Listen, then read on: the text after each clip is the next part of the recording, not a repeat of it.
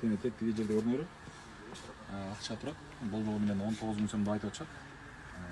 Взятка менен с поличным азыр бармашты. Биякта агитатор эжелкелер кармалды. Бул жерде Дамира Ниязалиева деген фамилия менен буклеттер. Ушул агитаторлор ушул кандидаттыкты көрүп койгула.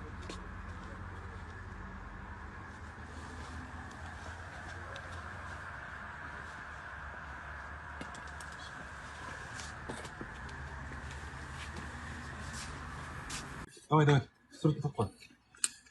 Видеоға. Кішкене арзып қой. Бияққа біреу тұрасың, видеоға тартамыз. Келді. Оға көрінеді. Жаштар қарақоршылыққа қаршымыз деген шоу жасады.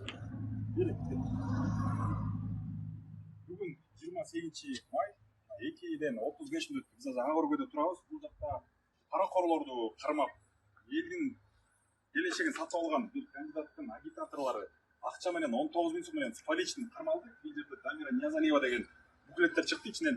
Бул жерде тургандан Бишкек шаарынын жаштары дагы биз жаштар парақорчулукка каршыбыз.